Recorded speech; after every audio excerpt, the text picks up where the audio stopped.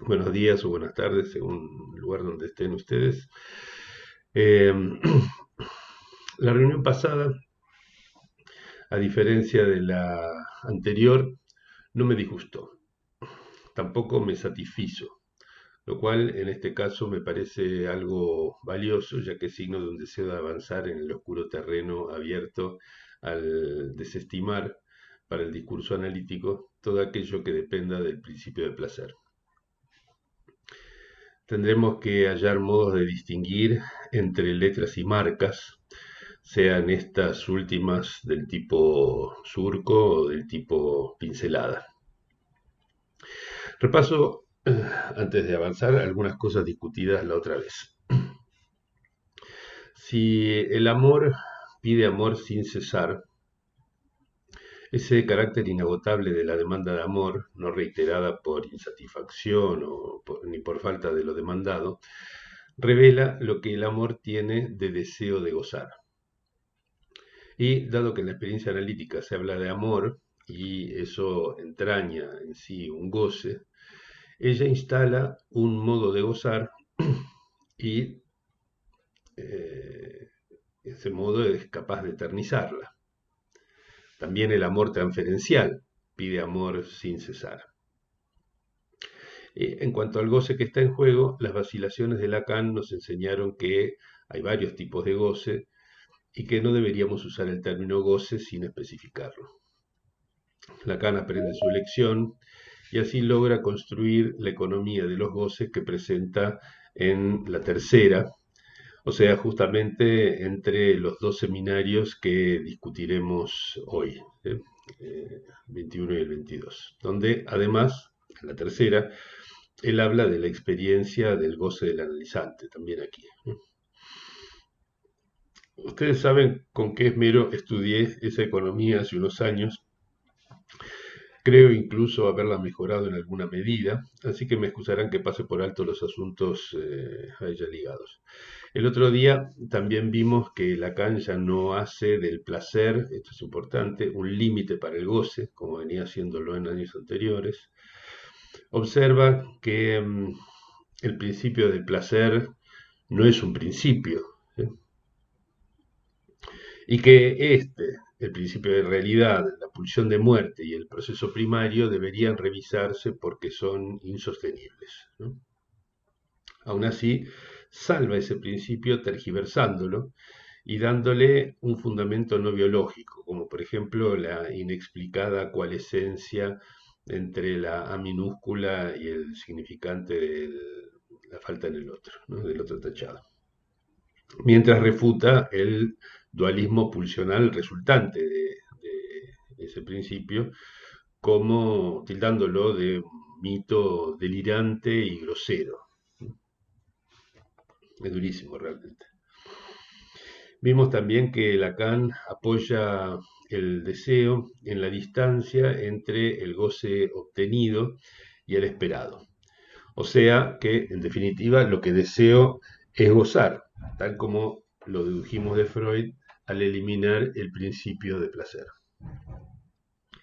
Ese deseo de gozar persiste durante el dormir y se impone en el sueño. Sin principio de placer no hace falta postular conflicto, represión y censura, y Lacan redefine la represión como la imposibilidad de disponer de todos los significantes al mismo tiempo, y la censura como una forma de burlar la represión, ¿sí? O sea, todo realmente muy ajeno a la idea de conflicto, a la idea freudiana de conflicto, ¿no? ¿Se escucha bien, Clarisa? ¿Sí? Ok, listo, ya con eso me alcanza. Sí, Eh, perfecto. gracias. Bueno, em, al finalizar lo de la reunión pasada, les dije que tomar el rasgo unario como marca de la repetición está bien, pero que no basta, ¿sí? Y que Lacan parece sugerirlo al señalar que no hay repetición primera, pues solo la segunda es repetición, obviamente, ¿no? La primera que precede a toda repetición y la vuelve posible, incluso lógicamente posible, es lo que venimos explorando bajo el mote de réplica indicial. Es decir, a la vivencia de goce sigue una réplica que toma de ella ciertos indicios e inaugura la serie de las repeticiones. Lacan basa la interpretación en operaciones de lectura del litoral entre significante y goce, ciertas variantes en cuanto al modo de decirlo, y por eso habrá que interrogar las diversas formas de leer y las diferencias entre una marca cualquiera y una letra en sentido estricto. Y creo que terminé la vez pasada diciéndoles que si el sueño es un review hecho de equívocos, ¿no? Como esos acertijos con imágenes, deberemos escudriñar la relación significante-letra en un marco que distinga eh, la lectura de una mancha, constelación o huella, ¿sí? La lectura de un texto y la basada en una matriz de interpretación. Les había dado el ejemplo del I Ching. Bueno, esto como repaso de lo fundamental de la vez pasada. Como les dije, hoy veremos consecuencias de suprimir el principio de placer en los seminarios 21 y 22. ¿Sí? No todas, y la lección ya, solo las más relevantes, aunque incluiré lo que ayude a ordenar el campo de las formas de lectura y escritura, porque necesitamos algo más al respecto. ¿Sí?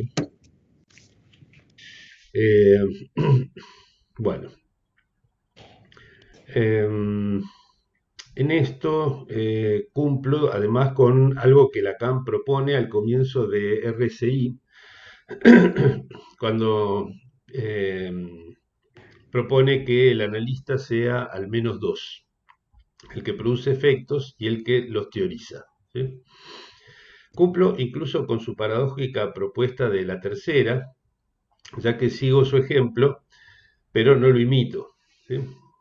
A tal punto no lo imito que hace años digo que el analista debe ser al menos tres, porque, como dije en el libro compilado por mi querido Jonathan Rothstein, también debe sostener las condiciones de posibilidad del discurso analítico, incluso, agrego ahora, en su lazo con los demás analistas. ¿Sí? Lacan quiso galvanizar ese discurso, reactivarlo, ¿sí? Aún sabiendo que todo el mundo repetiría lo que él decía hasta fosilizarlo. Y yo procuro lo mismo, sin correr el riesgo de que todo el mundo repita lo que digo, dado el número de nosotros que es bastante reducido. We happy few, como decía, eh, creo que era Enrique V, ¿no? De Shakespeare.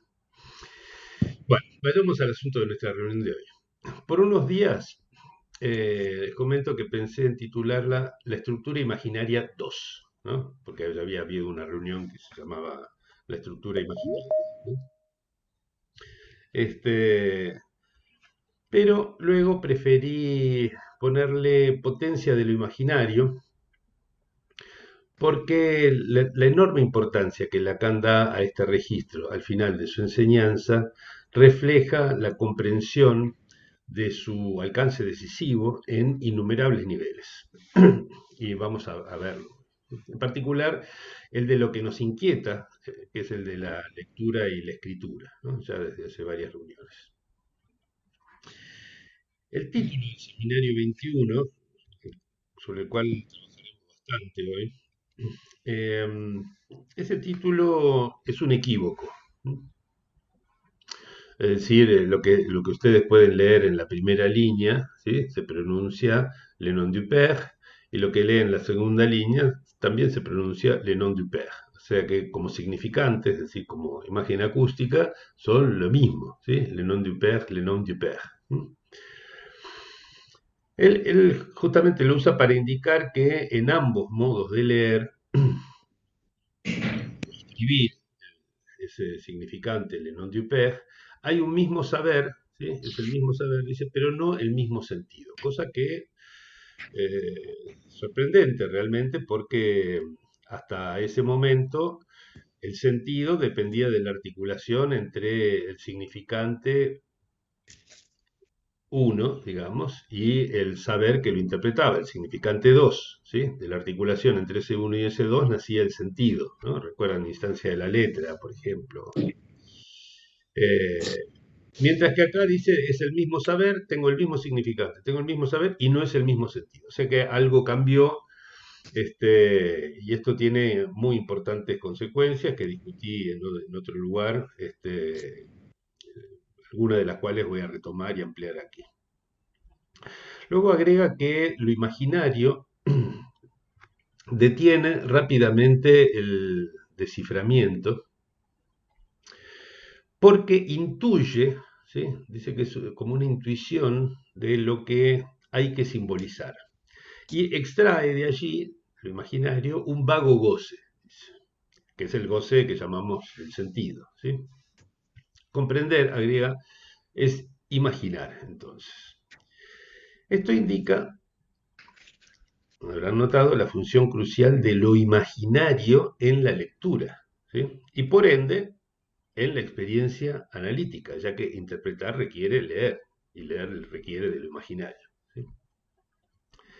Lacan nota que en los primeros esquemas freudianos, lo del proyecto, por ejemplo, otras cartas de la correspondencia con Fliss, que en esos primeros esquemas la memoria consiste en marcas reales escritas, ¿sí? Que habrá que leer descifrando, ¿sí? Dice. Enlaza a partir de allí el enigma de la escritura. Fíjense que se está haciendo la pregunta que venimos haciendo nosotros, ¿no? Hay algo enigmático en la escritura, ¿sí? Enlaza entonces este enigma de la escritura al trazo de lo imaginable y la imaginación a la buena forma, ¿sí? Recuerdan, fundamental ley de la Gestalt, ¿sí? Tilda incluso de imaginaria la necesidad de dormir, ¿sí? Cosa que voy a discutir. Eh, Cuando lo leí realmente me pareció abusivo, pero no del todo esto, porque me recordó algo que dice Aristóteles precisamente al hablar sobre la interpretación. ¿Alguien habló?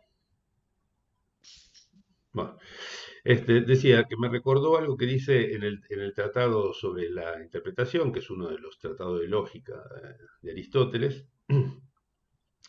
En las líneas, aquí les anoté, la línea 16b, 19 a 21, dice Aristóteles que habla de los verbos, dice que significan algo, pues el que habla detiene el pensamiento y el que escucha descansa. ¿Sí? Es decir, que cuando, cuando se arma un signo, o sea, cuando algo significa algo, hablante y oyente alcanzan un reposo. ¿Sí? Los verbos que aparecen aquí, hístesi y eremesen, acá está eremesen, esos son verbos que no aluden al dormir, pero sí por lo menos a la quietud. ¿Sí? O sea, tal vez exagera un poco Lacan cuando habla del dormir, pero sí por lo menos el reposo, la quietud, etcétera. ¿Sí? Y recuerdan ustedes que Lacan había dicho que lo imaginario detiene rápidamente el desciframiento, extrayendo de ello un vago goce. ¿Sí? Entonces me parece evidente que el goce del sentido hallado se obtiene cada vez que se significa algo. Y eso es algo que lo distingue entonces del goce fálico, que es insaciable. ¿Sí? Lacan también usa esta función de lo imaginario para pensar la forclusión del significante del deseo del otro, ¿sí? Un término que ya hace algunos años prefiero al de nombre del padre, a pesar de que lo usamos todo el tiempo. Él dice, Seminario 21, dice que ese significante del deseo del otro, que él llama el nombre del padre, se amoneda, ¿sí? Lo dice dos veces en la misma clase. Y más allá del cuento estilo familia Ingalls sobre la madre y el no que la voz de la madre profiere, etcétera, que me parece todavía heredero del prejuicio familiarista, como lo llamé hace unos años. ¿Cómo no ver en esto otra función de lo imaginario? ¿Sí? Ahora pongo el acento no en el cuentito, sino en la palabra amoneda, ¿sí? Porque amonedar, término que Lacan usa muy pocas veces, casi eh, un ápax en su enseñanza, amonedar es dar al metal una buena forma, ¿sí? Acuérdense que buena forma es ley principal de la Gestalt, ¿sí? O sea, de lo imaginario. ¿Sí? Es la forma, en este caso, es la forma de una moneda. ¿Sí? Recuerden además que en su origen forma y horma, o sea, molde, son la misma palabra. ¿No? Entonces, cuando Lacan dice que en la lengua imaginamos la estructura, ¿sí? En la lengua la estructura hay que imaginarla, dice, ¿sí? Esa estructura que nos acompaña desde el nacimiento hasta la muerte, como lo escribe creo que en la primera clase del Seminario 21, si no es la primera es la segunda, pero por ahí. Eh, Cuando dice eso, él hace del término estructurado, ¿sí? Cuando dice que la lengua estructura, digamos, que hay que estructurar, mejor dicho, la lengua de manera imaginaria, ¿sí? Dice que hace de estructurado una traducción de gestaltet, ¿sí? En alemán. Y gestaltet proviene de un participio derivado de Gestalt, ¿sí? O sea, de forma. ¿Sí? Ya que está retomando algo que él al principio había rechazado, ¿sí? Que era pensar la estructura como Gestalt. Ahora está tomando la estructura como Gestalt porque ve la potencia de lo imaginario. ¿Sí? En definitiva, lo imaginario forma la estructura, ¿sí? Incluso en el sentido de que le da esa forma. Y esto arroja nueva luz sobre la noción de consistencia, incluida la consistencia lógica, ¿sí? No me voy a meter con esto de lo que hablé mucho tiempo, sí, pero sí la otra, digamos, a la que se refiere Lacan en varios pasajes de estos seminarios, ¿sí? Lacan considera que la consistencia es del orden imaginario, ¿no? Wow.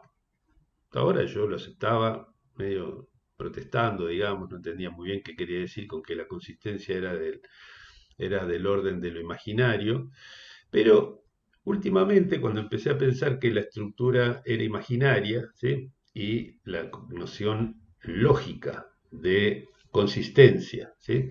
Depende de la estructura lógica de un sistema, entonces que la consistencia fuera del orden de lo imaginario ya no me parecía una cosa tan alejada de las posibilidades que tenía de darle un sentido, ¿sí? Este, pero más todavía, ¿sí? Dice que es pura imaginación la consistencia, se fabrica y se inventa. Y esto no solamente vale para el nudo Borromeo, al que se refiere cuando está hablando en este momento, sino que también es imaginaria la consistencia corporal adquirida, por ejemplo, en el estadio del espejo, ya que ella no remite a la cohesión de las células constituyentes del cuerpo. ¿Sí? Es una consistencia, dice, ideica. ¿Sí? Y la idea, es decir, el eidos platónico, ¿sí? Está hablando de Platón aquí, Lacan, en RCI, en ese contexto, ¿sí? El eidos platónico es una forma indispensable, como dice aquí, para que se pueda enlazar, ¿sí? Los nombres y las cosas. ¿Sí? Ninguna posibilidad sin eso de que los nombres se peguen a las cosas. ¿No? Parece un título Foucaultiano, ¿no? Si quieren, lo podríamos decir, sin ese eidos platónico, ¿sí? Esa consistencia imaginaria, no podría enlazarse lo simbólico y lo real, para decirlo en términos más amplios, pero más lacanianos al mismo tiempo, ¿no? O sea que el enlace de los tres registros es aquí patente, digamos, es lo imaginario lo que enlaza lo simbólico con lo real. Y a ello remite también la noción misma de concepto, cuya raíz latina, capere, Lacan la menciona aquí, es común a contener, pero también a caber, ¿sí? Y por lo tanto remite a horma, ¿sí? Forma en el sentido de la horma, ¿sí? Por eso, la captura por medio del concepto, resultaría ser un pleonasmo, ¿no? Captura por el concepto, porque el concepto es captar justamente. La captura por el concepto no asegura tener lo real en la mano, como dice Lacan, ¿sí? No es que nos permite asegurarnos de que lo real que se tiene es real lo que se tiene en la mano. Este, y al igual que la percepción, digamos, ella depende, es engañosa, digamos, porque depende de un imaginario que es, como él decía, inventivo y fabricador, ¿sí? Eh, También algo muy interesante con lo que Lacan insiste desde el Seminario 9, y que aquí adquiere un relieve mayor todavía, ¿sí? Es que nuestros enredos al lidiar con la topología en general, ¿sí? Las figuras topológicas, con los nudos, por ahí más todavía, prueban la inercia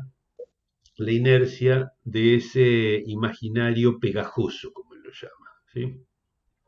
Y Lacan llega a ver en ello, en esa dificultad, ¿sí? Como una prueba de la existencia de cierta represión primera, ¿sí? Hay alguien que dejó un micrófono abierto, me parece, y que se escuchó en un... Sí, buenos días. ¿Puedo interrumpirte un momento nada más? No, ahora no, Susana, Bien, anotate la bien, pregunta, bien. por favor, porque se escucha muy mal tu voz. La hacemos al final. Gracias. Eh, sí, anótatela, por favor, Susana. Lo que pasa es que escucho con mucho ruido aquí, si no, no voy a poder escucharla. La vez pasada me resultó muy difícil escuchar tu intervención. Eh, Decía que esta dificultad que tenemos para imaginarnos las figuras topológicas, los nudos, etcétera, ¿no? Con la cual Lacan mismo se enredaba, a él le parece incluso la prueba de cierta forma de represión primera, o sea que una represión entonces que sería función de lo imaginario, incluso de la existencia de lo imaginario, ¿sí? Es muy llamativo realmente, ¿no? Porque hasta ahora parecía que la represión solamente dependía de lo simbólico, ¿sí? Y es una represión además irreductible y sin retorno, ¿sí? O sea, sin retorno de lo reprimido, digamos, ¿no?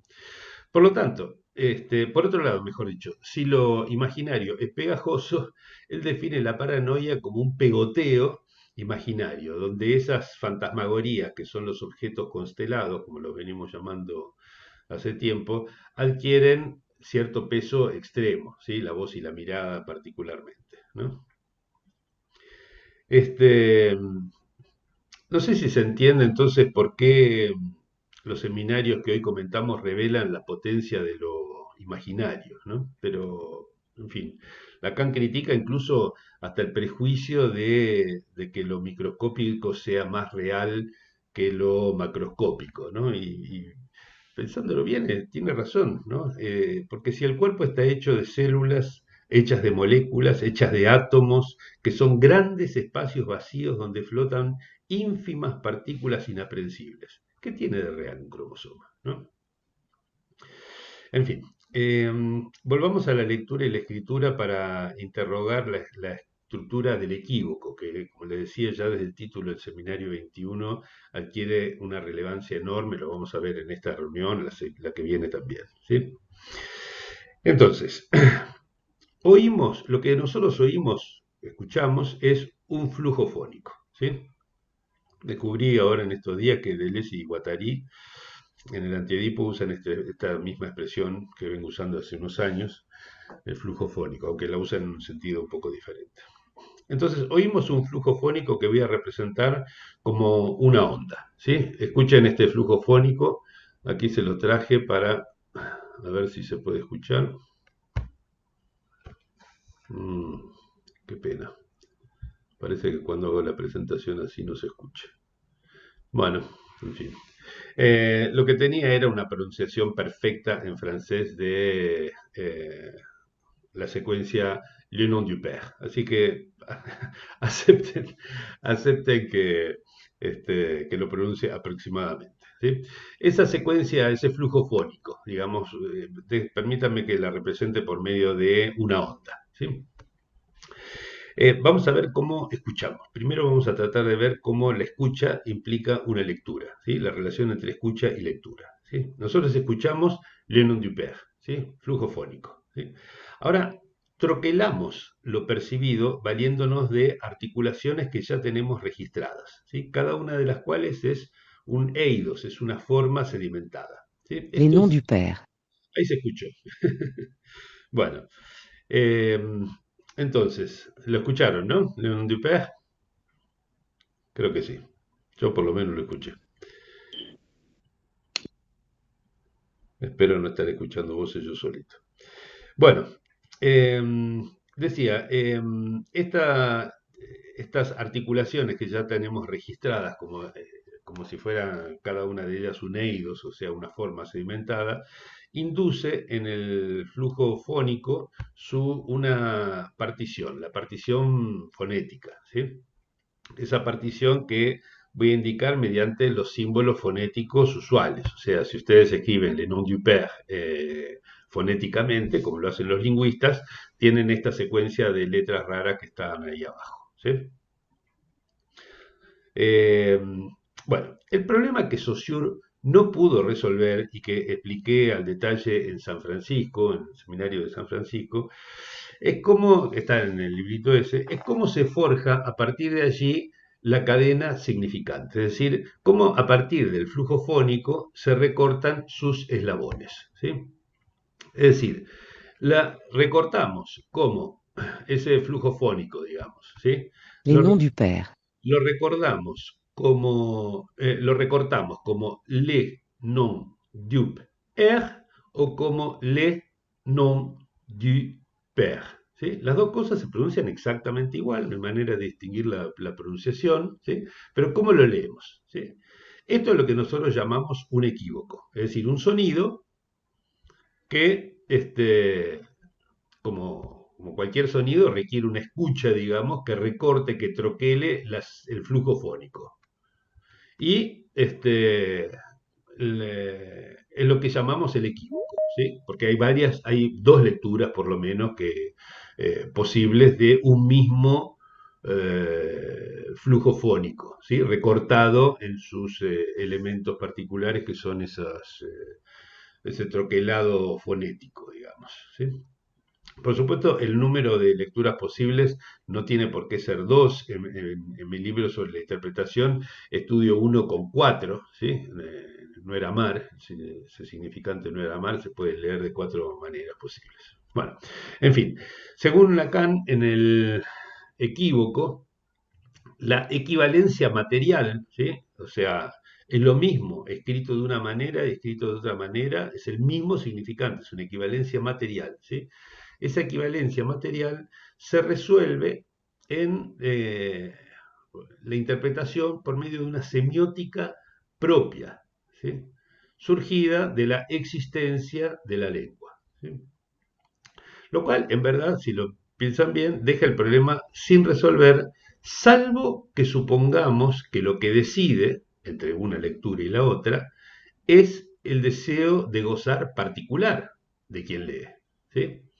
Y así parece sugerirlo él cuando agrega que el equívoco no es el sentido, ¿sí? Por lo cual responde lo imaginario, ¿sí? Y cuyo efecto, ¿se acuerdan que en el desciframiento había un vago goce, ¿no es cierto? Y cuyo efecto, ¿sí? Es el de escribir lo simbólico. Interesante, digamos, que es lo imaginario lo que escribe lo simbólico, ¿no? Como si dijéramos, se pasa del flujo fónico, ¿sí? A escribir algo como simbólico por medio de lo imaginario y de este efecto de sentido, digamos.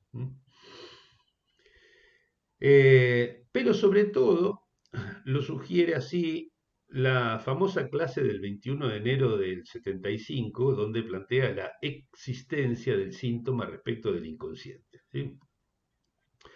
Es una clase y particularmente un párrafo, unos párrafos que hace años que comento aquí en mi seminario. La he comentado muchas veces, voy otra vez a comentarla ahora desde esta nueva perspectiva, ¿sí?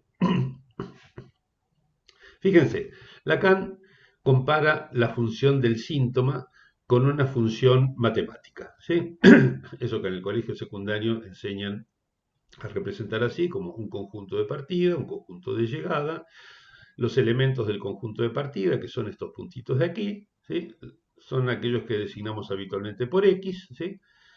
Dentro del conjunto de llegada hay una parte, la que está marcada en amarilla, que es formada por los elementos que provienen a través de la función de los distintos X del conjunto de partida, ¿sí? Si este es el dominio, a este de llegada, el lila, se le llama codominio, y esta parte de aquí, si mal no recuerdo, se llama la imagen. Lo que es seguro es que cada uno de estos elementos del conjunto de llegada es la imagen del elemento correspondiente a través de la función en el conjunto de partida, ¿sí? Ahí está otra vez la noción de imagen, pero en sentido matemático, ¿no? Entonces a cada X se asigna una imagen, ¿sí? Y esa imagen es la imagen de X a través de la función es lo que se anota como f de X, ¿sí? F con una X entre paréntesis, ¿sí? Quiere decir que este elemento, ¿sí?, se obtiene aplicando a X esta función f representada por estas flechitas, ¿no? Y Lacan dice, que se acuerdan que decía, ¿no? La función del síntoma la lee como una f de X y dice, ¿qué es esta X? ¿Sí? La X, dice, es lo que del inconsciente puede traducirse por medio de una letra, ¿sí? Luego va a decir escribirse por medio de una letra, ¿sí? Susceptible de escribirse por una letra. O sea que ahí, digamos, traducción, escritura son como sinónimos. Y luego aclara que la letra, que en la letra la identidad de sí a sí está aislada de toda cualidad. O sea que se trata de letra en sentido estricto, donde vale el principio de identidad, que no vale para el significante, por ejemplo. O sea que ahí está precisando más aún las cosas, ¿sí?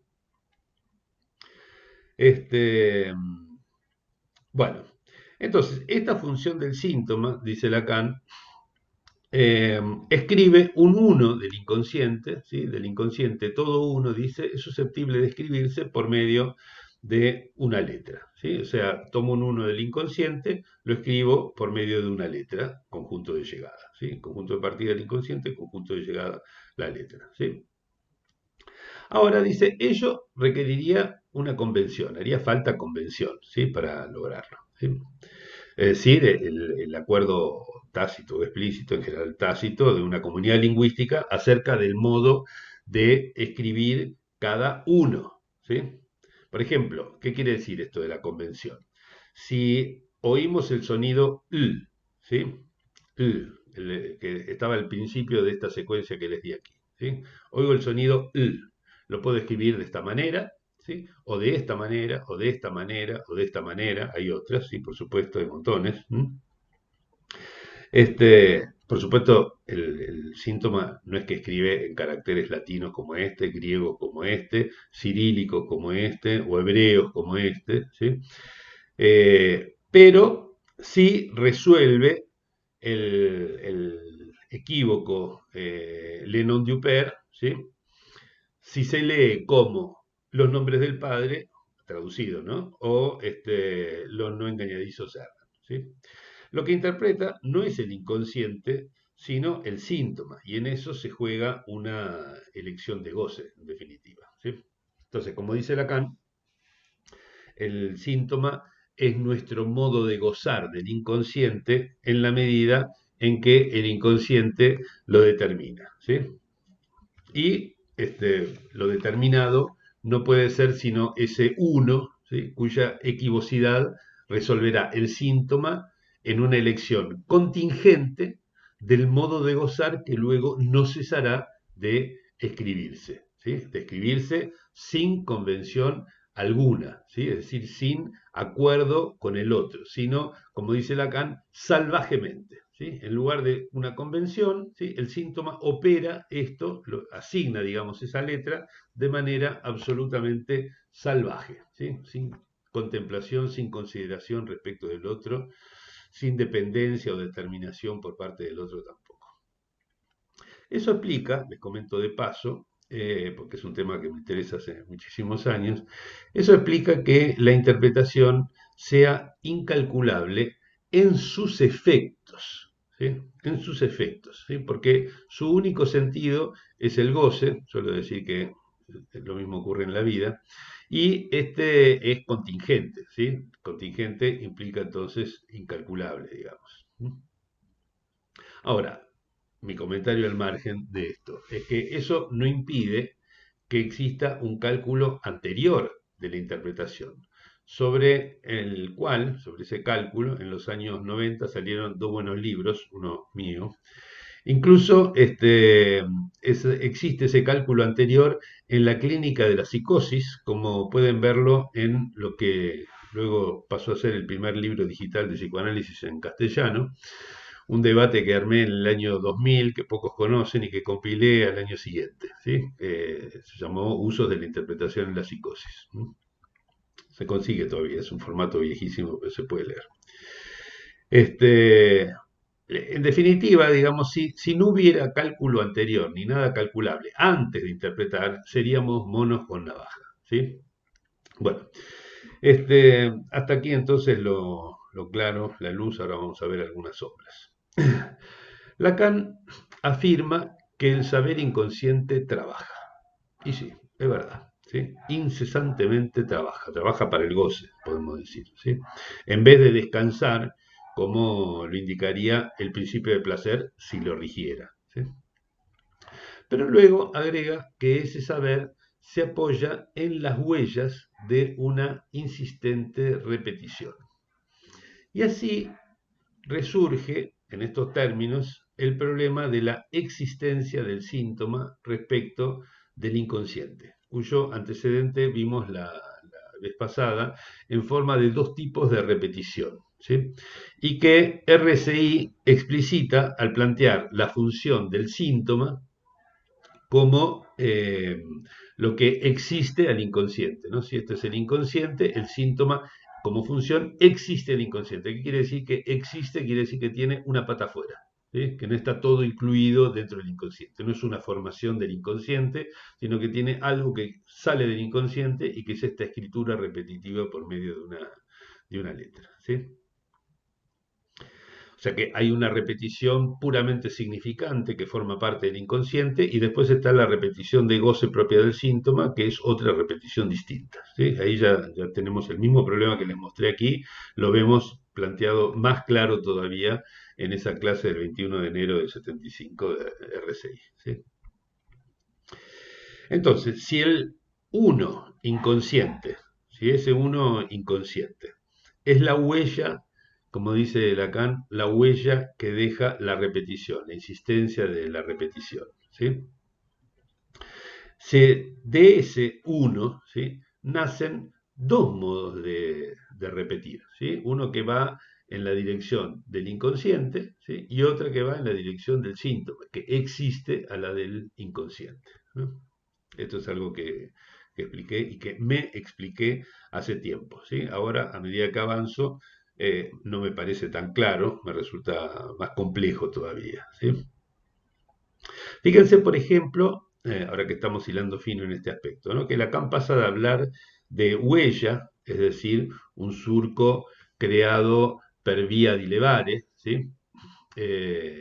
A hablar de un sedimento, ¿sí? Acá está, es un sedimento que se produce en cada uno, ¿no? Antes había hablado de la huella, aquí la huella que esa existencia deja, y ahora habla de un sedimento, ¿sí? Un sedimento es una pincelada, es decir, per vía di porre, ¿sí? O incluso habla de significantes que se imprimen. ¿Cómo harán los significantes para imprimirse? ¿Sí? Y que crean por puro azar ese saber indeleble, no subjetivado y real llamado inconsciente. Fíjense que dice que es un saber inscripto, ¿sí? Impreso, ¿sí? Todas los términos que utilizan se refieren a letras, ¿sí? Y ¿no? Habla de significantes que se imprimen, ¿sí? O sea, está hablando en definitiva de escritura, ¿sí? El inconsciente dice es del orden de lo escrito, no podemos decir que allí hay significantes, ¿sí? En todo caso ya están inscritos en el inconsciente, ¿sí? Bueno, y no obstante, fíjense que vuelve a definir ese saber inconsciente por la conexión de significantes. Ahí hay algo que tiene demasiada imprecisión. Y realmente, si queremos avanzar, vamos a tener que organizar este campo. No digo que lo voy a hacer ahora, ¿sí? Simplemente vengo enfatizando hasta el momento que el significante tiene una lógica distinta de la letra, que dentro de la letra tenemos que distinguir ciertas formas trazos, pinceladas, las operaciones de lectura son distintas, y aquí Lacan nos orienta en una dirección, pero todavía hay muchas ambigüedades que deberíamos resolver para poder pisar sobre terreno firme y avanzar, ¿sí? Por ejemplo, cuando agrega que el inconsciente es contable, ¿sí? Que cuenta, que suma, ¿sí? Cosa que es muy cierta, ¿sí? Y que de ahí procede el sentimiento de culpa, ¿sí? Está haciéndolo ya el sitio, el inconsciente como un sitio de la economía de los goces, ¿sí? Que acaso dependa del número, o por lo menos de la letra, para que haya una economía, ¿sí? Pero luego dice que allí en el inconsciente copulan significantes, o sea, otra imprecisión, ¿sí? Entonces, nada, estoy mencionando todas estas cosas para que vean que hay trabajo para hacer, digamos, sobre este camino desglosado por Lacan. Todavía faltan algunas señalizaciones, asfaltar algunas cosas, en fin, poner ciertas banquinas. O sea, la metáfora de la vía abierta por Lacan me parece útil. Bueno, aprovecho entonces la mención de esa economía de los modos de gozar para señalar que Lacan la presiente poco antes de construirla en la tercera, porque en el 21, es el último seminario antes de la conferencia titulada La Tercera, dice que quizás haya una ciencia del goce, ¿sí? Lo más cercano a hablar de la economía del goce es esa ciencia del goce. Si es que lo que se gana de un lado se pierde del otro, o sea que está pensando precisamente en eso, en algo con suma constante, redistribuciones con suma constante, y porque también define el cuerpo como sustancia gozante, ¿sí? Pero lo que lo obstaculiza, digamos, es la confusión que todavía mantiene en ese seminario 21 entre goce semiótico y goce fálico, ¿sí?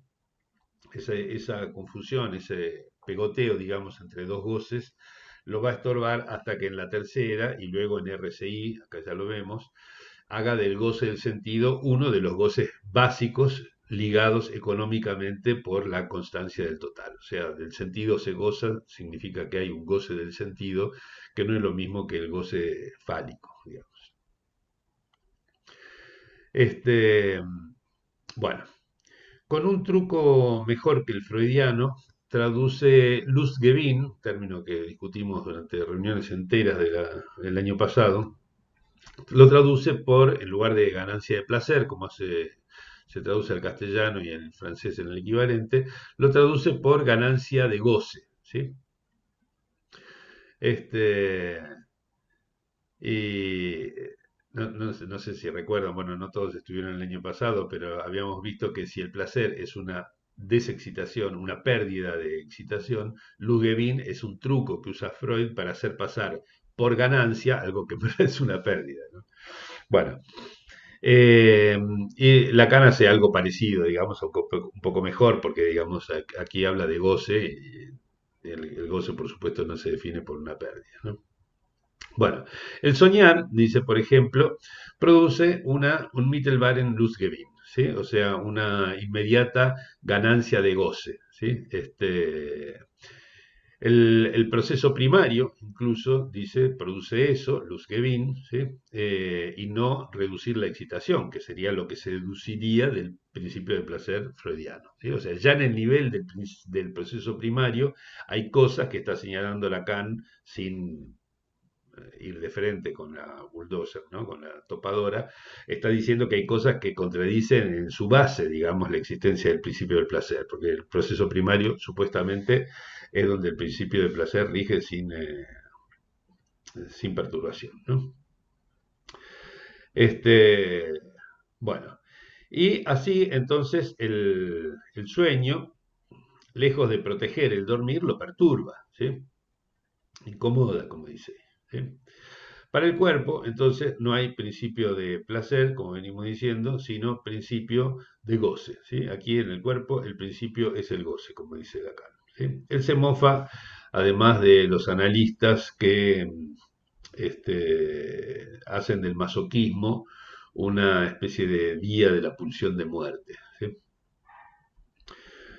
Achaca, por supuesto, eso a Freud, que en realidad es el responsable de eso, y dice haber dado él un pasito más al no suponer un principio de placer que incline a reducir la tensión, ¿sí? Llevar a la menor tensión posible, ¿sí?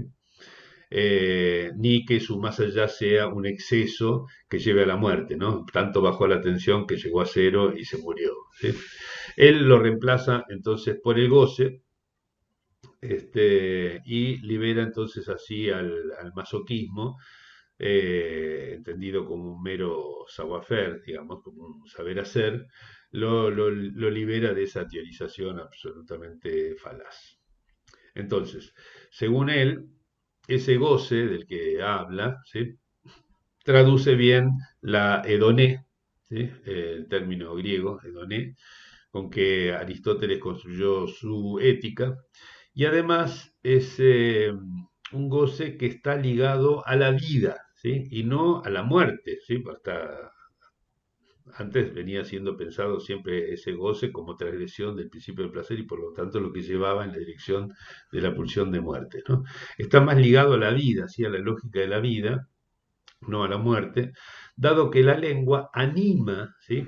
De ahí procede la animación, ¿sí? O sea, dar vida, ¿sí? Traduce la animación, de la lengua procede la animación, que es como una especie de cosquilleo, un rascado, un furor, ¿sí? De el goce en el cuerpo. O sea, algo que no tiene nada que ver con el principio de placer, con la tendencia a la desexcitación, tampoco con la noción freudiana de pulsión, ni menos aún con la compulsión de repetir. O sea, esto es algo completamente lacaniano y gracias a eso es que nos orientamos bien en la experiencia analítica, ¿eh? Como decía al principio, para los que no estaban ahí, es nuestra manera de celebrar los 40 años de la muerte de Lacan. Celebramos que nos haya salvado el discurso analítico de la decadencia absoluta en la que venía en ese momento y al mismo tiempo lo vivificó, lo llevó a límites a nivel clínico y en cuanto a su concepción teórica que impensables antes si no hubiera sido por él. Así que muy agradecido por eso.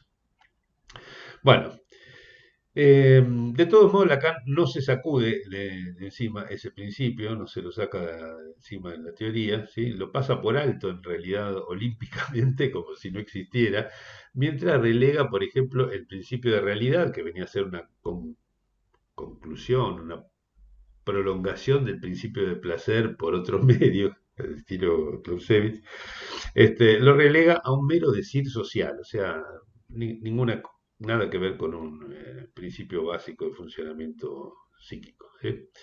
Y es más, critica ásperamente los corolarios de la segunda tópica, ¿sí? Por ejemplo, la idea del ello como ese lugar de silencio le resulta muy confusa. Eh, Nada en esa tópica le cierra porque en la práctica encontramos cosas muy diferentes, dice, y además porque tiene una topología burda, ¿sí? Esa geometría de la bolsa, donde el ello sería una bolsa que contiene las pulsiones, por ejemplo, ¿no? Y hasta rechaza la expresión realidad psíquica, ¿sí? Cargada de tantas suposiciones acerca del alma, por ejemplo, por lo cual prefiere hablar de una realidad operatoria, ¿sí? No es algo que haya prosperado, se sigue hablando mucho de realidad psíquica, pero la verdad que es un término operatoria en el sentido de la Wirklichkeit estaría muy bueno. Entonces, cuatro perlas para terminar, porque Clarisa Kisilov tiene cosas jugosas para compartir con nosotros y quiero darle tiempo. Primero, em, primera perla. Lacan no rechaza la posibilidad de que una bacteria goce, ¿sí? Cuando es infectada por un bacteriófago, es decir, otro ser vivo, digamos, la bacteria podría gozar, ¿sí? Pongo esto, me parece interesantísimo porque esto matiza fuertemente la idea del seminario 20, según la cual el significante es la causa del goce, la causa material, en sentido aristotélico, la causa material del goce, porque evidentemente no podría serlo en el caso de la bacteria. ¿Sí? Este, y les comento, mi opinión al respecto es que hay goces sin causa significante, ¿sí? Pero la parasitación significante del cuerpo humano multiplica al infinito la forma de gozar, de una manera que no existe en otros ámbitos, ¿sí? Yo más bien diría que sin significante no habría tal arcoíris de goces en los seres hablantes. Bueno, segunda perla que parafraseé sin dar referencia muchas veces, ¿sí? Para Freud, dice Lacan, la pulsión genital no es natural, ¿sí? Dice, si no es natural en el hombre, ¿no? Dice, si este no tuviera lo simbólico empujándolo para que eyacule, se extinguiría, ¿sí? O sea, no iría al encuentro del partner sexual. Por lo tanto, agrego yo, la cultura no induce ninguna renuncia a lo pulsional, que era lo que planteaba Freud, por ejemplo, para explicar el malestar cultural, ¿sí? Más bien, incide lo contrario, ¿sí? Tercera perla. El objeto A, dice, se imagina con lo que se puede, lo que se chupa, lo que se caga, etc. Y tiene otra cara de escritura enlazada a lo real, ¿sí? Está en el borde de lo real.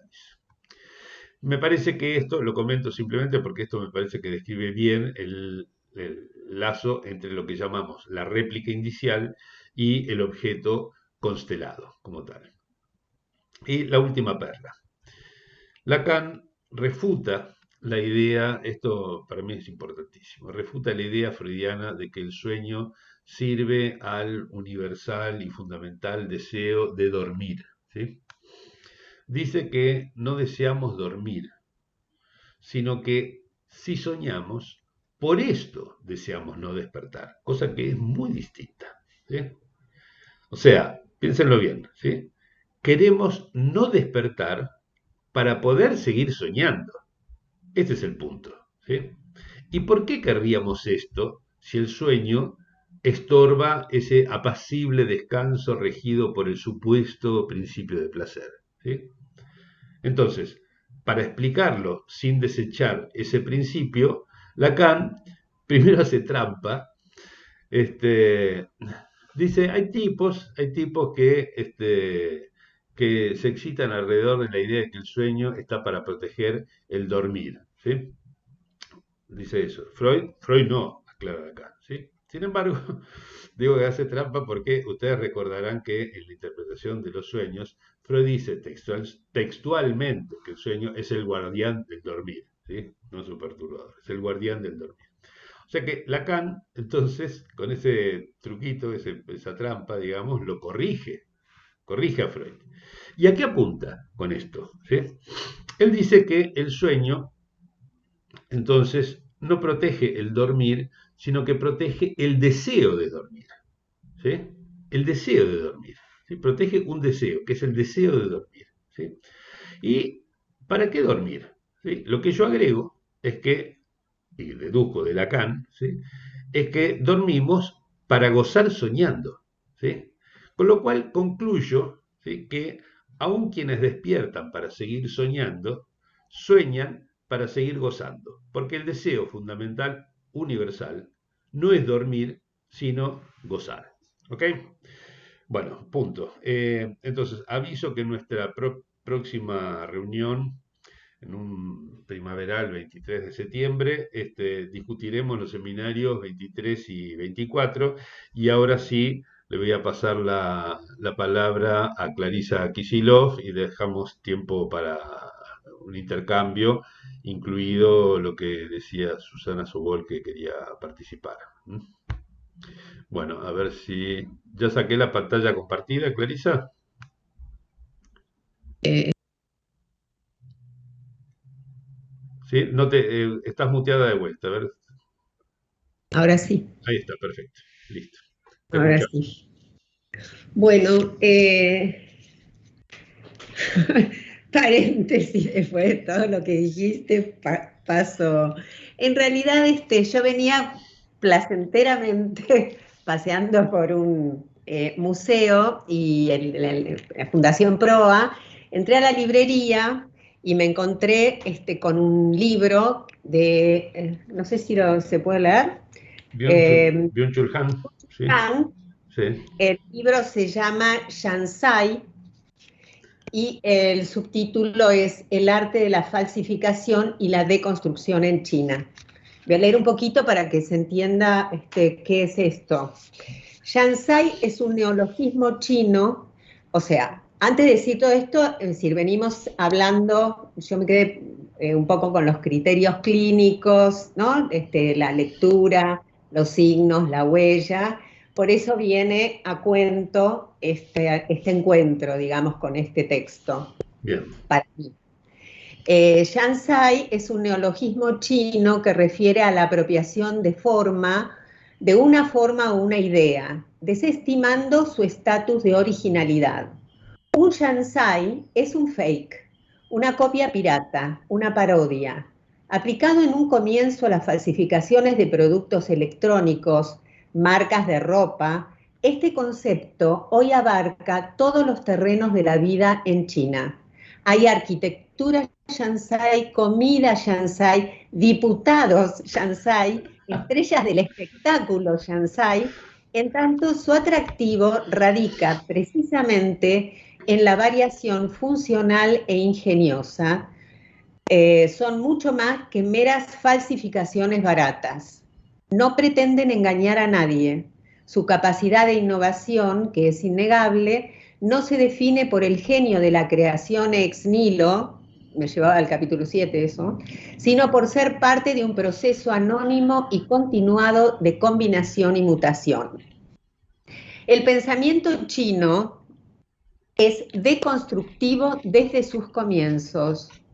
Prescinde de toda idea de ser y esencia. Frente a la identidad, reivindica la diferencia transformadora, frente al ser, el camino. Y empezando a leer,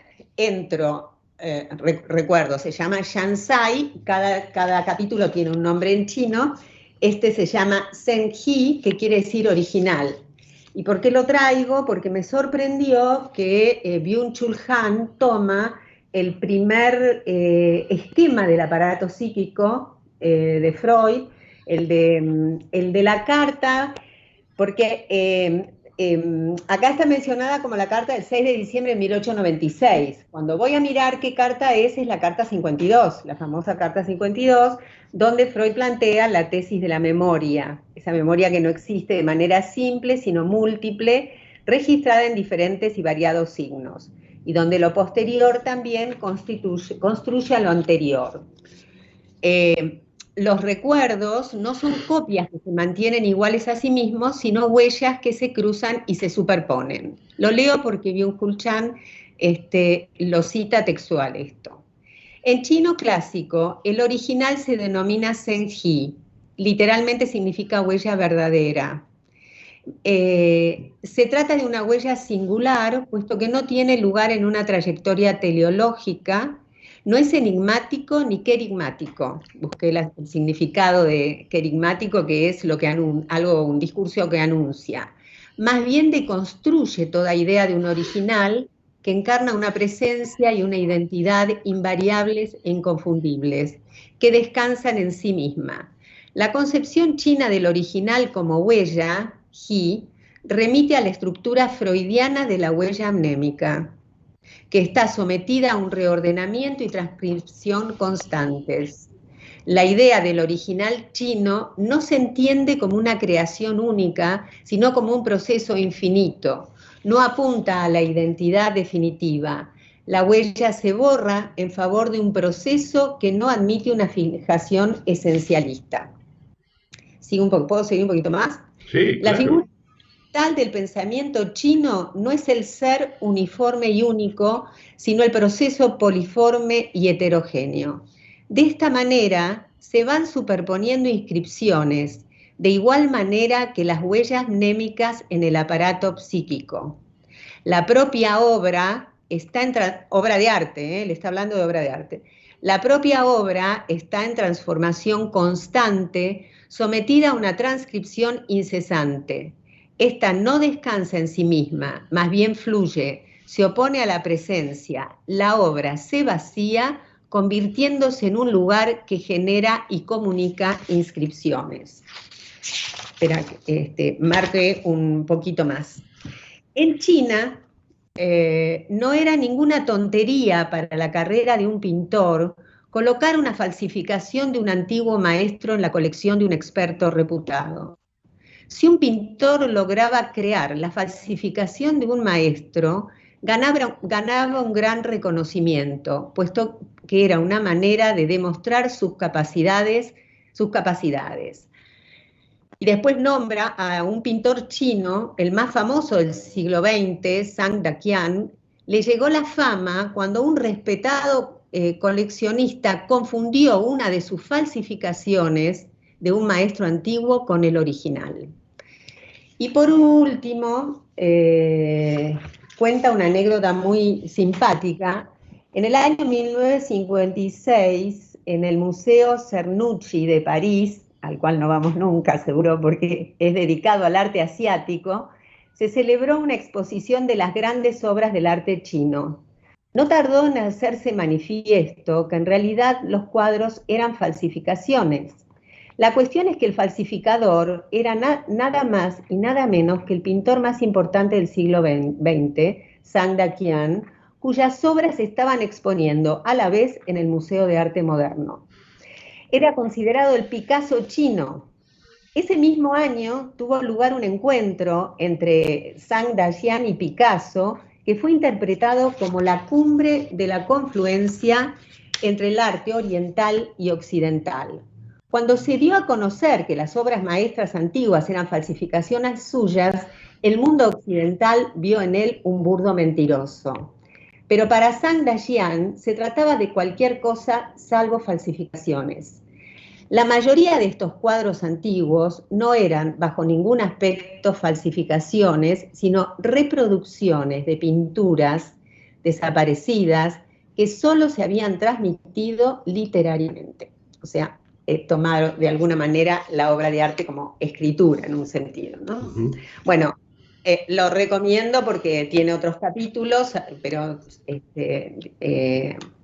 me interesó mucho, me sorprendió digamos, el recorte de Byung-Chul Han del primer modelo de la memoria de Freud. Es decir, es el modelo que viene del proyecto, pero que ya no está en la interpretación de los sueños, donde ahí ya Freud tiene como una cuestión más espacial y genética, ¿no?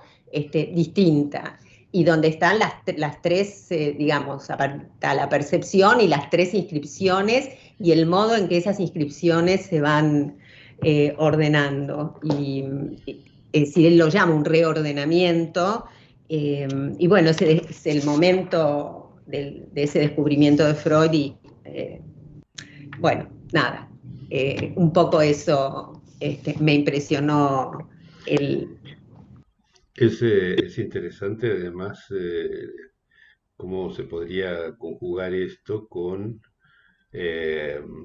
por ejemplo, aunque nunca terminé de leer todo el libro, ¿sí? Me pareció muy interesante el planteo inicial de Benjamin en el libro sobre la obra de arte en la era de la reproductibilidad técnica. Lo nombra. Y el estudio de el Moisés de Miguel Ángel de Freud, ¿sí? Donde... ¿Estás? ¿Sí? ¿Se escucha? ¿No se escucha? O sea, me fui, no sé. Yo te escucho bien. Quedó congelado Gerardo. Quedó congelado vos. Ah, bueno, puede ser que haya habido. Entonces, ¿ahora se escucha de vuelta? Ahora sí, volvé al Moisés. Sí, decía Ese que... Gerardo fake. También. ¿Qué? Gerardo Ese fake, Gerardo falsificado. No, decía que también con el Moisés de Miguel Ángel, porque allí es donde Freud trabaja la cuestión de la relación entre el original y la copia a partir de los detalles, ¿sí?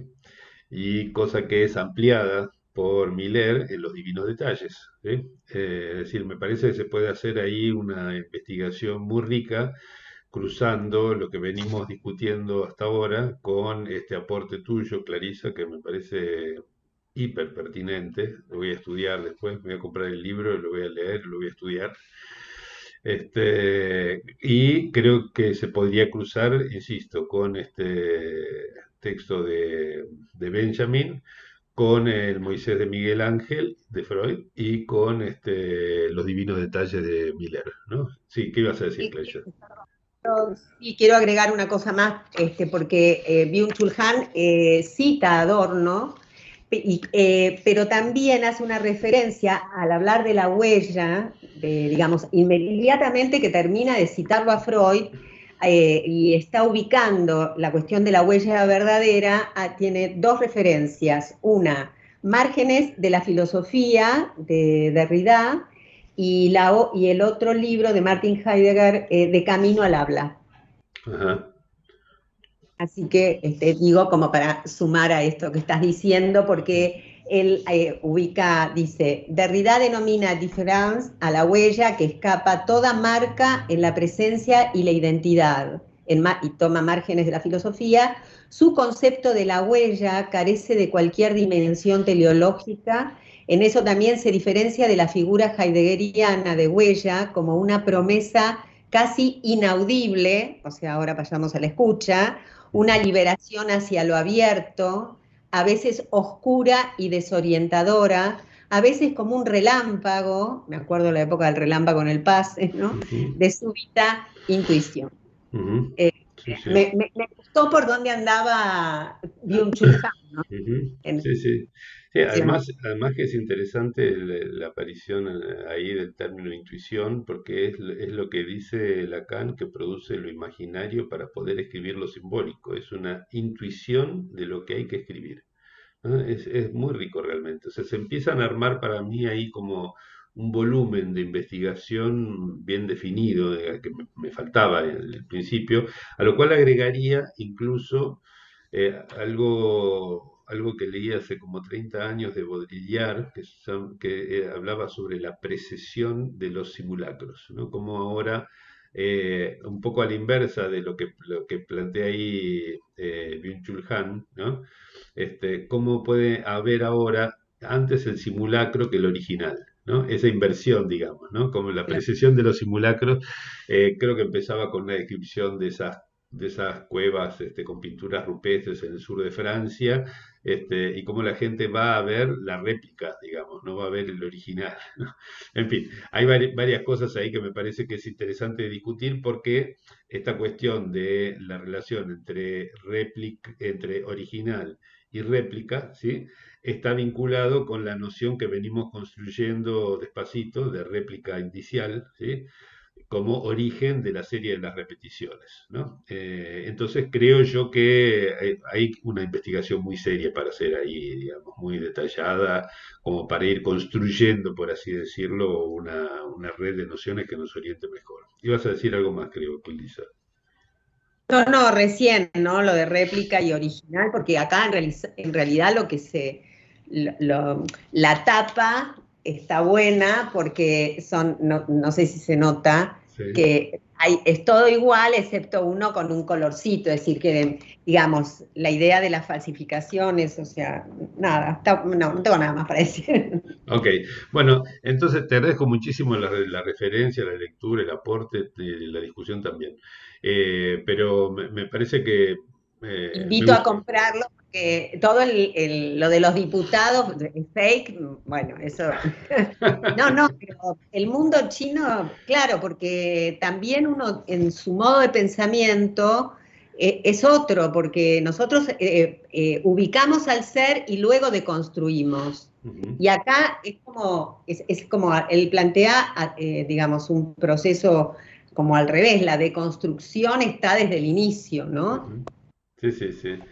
Hay muchas cosas además que se relacionan con, por ejemplo, la cuestión de la identidad y el ser, eh, el problema el tren, el expreso de las 9:15 que trabaja Saussure, por ejemplo, que puede ser el mismo aunque llegue tarde y hayan cambiado todos los vagones. Ahí te Eh, congelaste de nuevo. y eso que no hace tanto frío acá. ¿Ahí se escucha bien? Ahora sí. Bueno, decía, el problema del expreso de las 9:15. ¿Sí? Es algo muy bien definido, aunque ese tren llegue tarde o le hayan cambiado todos los vagones y la locomotora, ¿no? Está bien definido.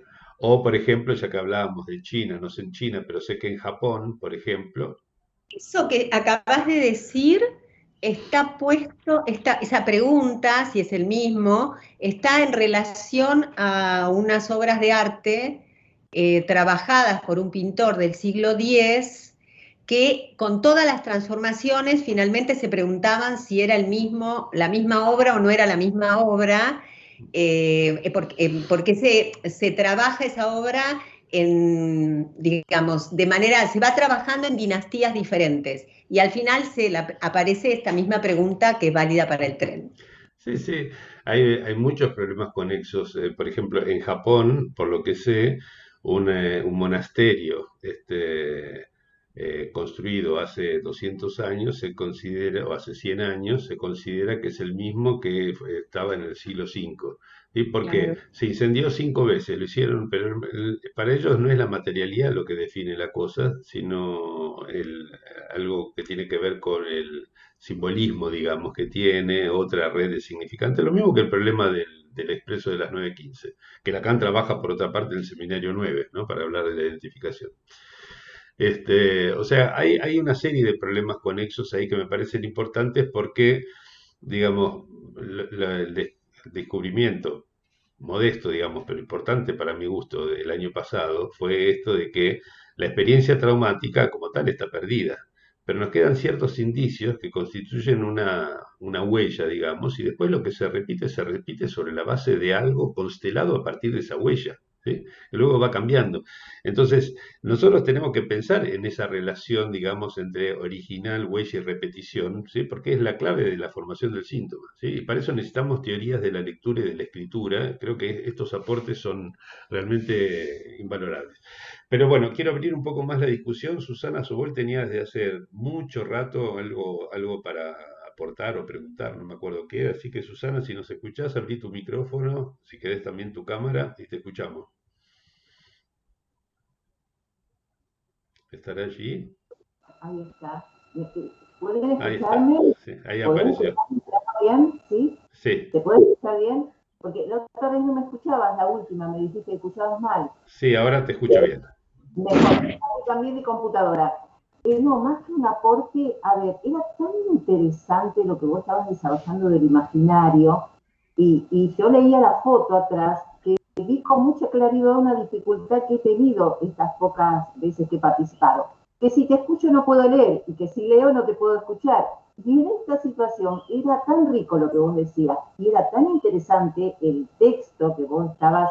Fue justo el momento en que te interrumpí de alguna manera. En el texto anterior, esos dos textos, y era como que hubiese querido en ese momento decir, a ver, dame unos segundos para que yo pueda leer. Pero a ver, no voy a pedir que por mi ritmo se acomode el grupo. Pero vos sabéis que es una cosa, o sea, otras veces me ocurrió, pero muy transitorio, muy de momento. Y esta vez lo que vos decías de lo imaginario, que coincido que es central.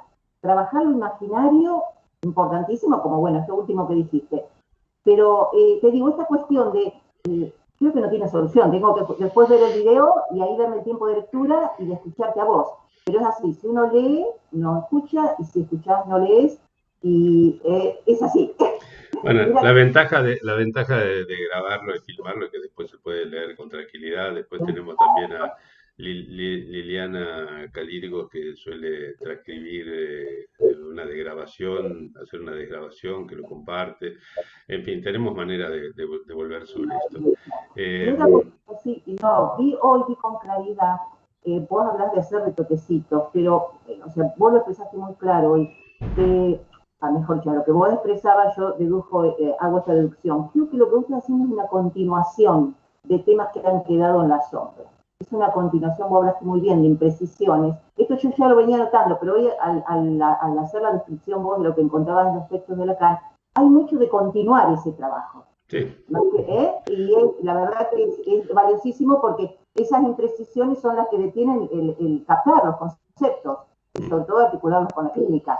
Veo acá una cosa de continuidad que me parece valiosísima, ¿no es cierto? Porque, bueno, ahí está el tesoro y hay que... Lo que has heredado es de apropiarte, lo decía Freud.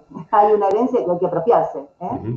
Hay un libro que compré hace un tiempo y que ahora voy a leer, que lo compré en su momento y no pude leer, pero que ahora me propuse leer, empecé a leer, mejor dicho, la semana pasada, que es una compilación, en realidad, que hicieron Luis Tudanca y otros, que se llama Lo imaginario en Lacan. Tengo ganas de ver qué hicieron, porque hay trabajos de Luis, de Juan Quindar también, etcétera, que son gente que durante mucho tiempo estuvieron trabajando específicamente lo imaginario en Lacan.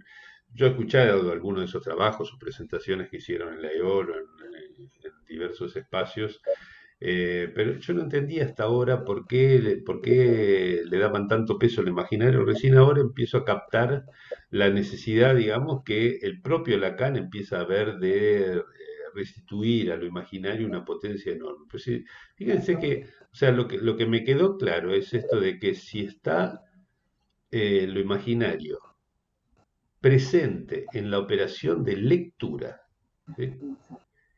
Y lo único que hacemos como analistas es interpretar, o sea, leer, ¿sí? Leer lo que escuchamos, ¿sí?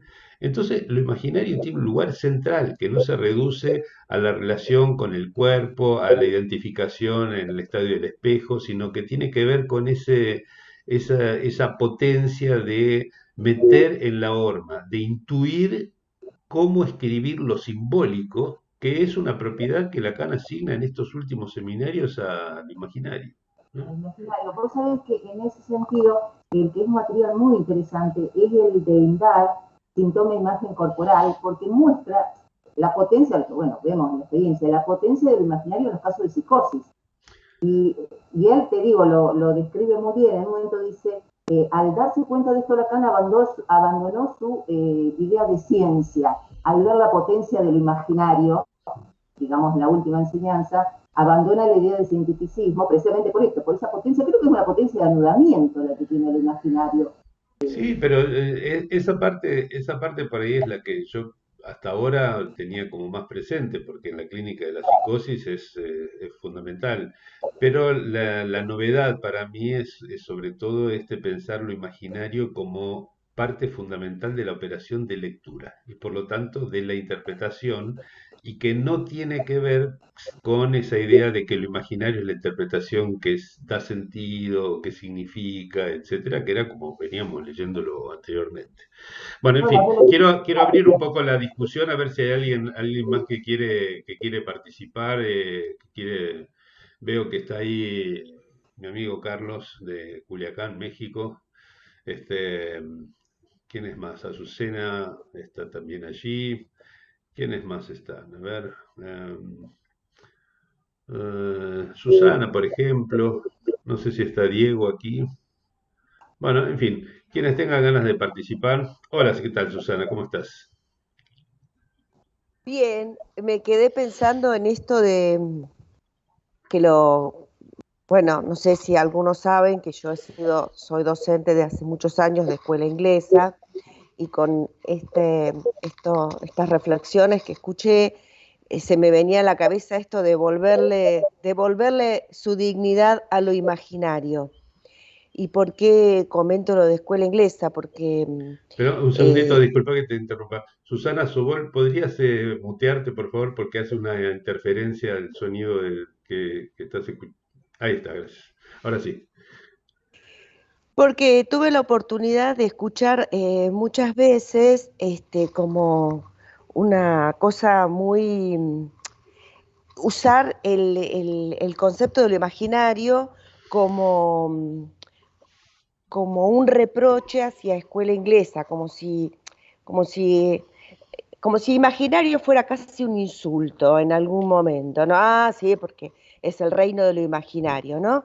Y cuando tuve oportunidad de leer los últimos trabajos de Lacan en la maestría, me di cuenta que no es lo que dice Lacan, es lo que, es lo que dicen algunos. Pero bueno, es Él muy mismo interesante. se ríe de los que dicen imaginario caca, ¿no? Lo dice así. Bueno, hay una cuestión con respecto que por supuesto jamás haría una interpretación al estilo de Melanie Klein, que son interpretaciones, como bien dice Lacan, salvajes, pero hay un propósito en el psicoanálisis de Klein, como ella se propone la clínica, que es reconducir esas fantasías que se arman en relación al síntoma, ella dice reconducirlas a su lugar de origen. Y ahora a mí me da para pensar si esto no se puede relacionar con lo de la huella, no con el hecho en sí, sino con la huella que dejó y que va armando como esos, como esos círculos que se arman cuando uno tira una piedrita al agua, Ujú. y como que según ella dice, su clínica apuntaría a ir reduciendo, desarmando esos círculos para llegar a un punto donde ya no, digamos, eso es intocable, lo que ella llama imago, Ujú. eh, que la imago es una matriz fantasmática, es una matriz fundamental que no se puede reducir, que es como la traducción de lo que de eso que habíamos convenido nosotros para que los compañeros que están en el seminario, algo pasó, pero lo que se repite no es lo que pasó, sino lo que se arma en relación a lo que se pasó. Pero Ujú. bueno, nada, me reía sola pensando en esto, y después también pensaba lo de el chiste de Borges en el cuento de Pierre Menard, con esto que decía Clarisa, que me parece que no es exactamente lo mismo, por supuesto, pero lo que contaba del libro este de este chino, que me parece fantástico, la verdad. Yo tuve oportunidad de estar en China y estuve en las cuevas, que ahora no me acuerdo cómo se llaman, que son cuevas gigantescas, donde están los budas, que tienen todos los techos, las bóvedas pintadas, como si fuera la Capilla Sixtina. Entonces hay una cosa ahí en el arte chino, que eso es anterior a la Capilla Sixtina, pero hay algo que me parece que se repite, que tiene que ver con esto del ser hablante, de la escritura, del habla, de esto, de la invención, y si invención es ex nihilo o si invención es esto, ¿no? O sea, armar una copia que no es copia, en definitiva. Hay algo que quiero aprovechar para mencionar, ya que trajiste a colación las imago kleinianas, ¿no? Lacan mismo dice que es junto con el objeto transicional de Winnicott, es una de las dos fuentes con las cuales él construyó su objeto A, ¿no? Que es que el hecho de que esta noción, digamos, de que el objeto A constituye lo singular, como lo plantea Lacan a partir del giro de los 60, ¿no? Si le agregamos la idea de réplica indicial, es decir, de que el objeto es algo constelado a partir de una réplica indicial y que esa réplica indicial es una especie de batería de trazos, ¿sí? De trazos escritos de experiencia de goce, ¿no? Entonces, la singularidad no sería un uno, sino que sería una especie de constelación, ¿sí? Del seminario 9, por ejemplo, venía pensando la singularidad, las 8 primeras clases por lo menos, pensaba la singularidad como un tipo especial de trazo, ¿sí? Acá sería una especie de constelación de trazos, no algo Mm. único, sino algo múltiple, ¿sí? Lo que constituye el núcleo de nuestro ser, ¿sí?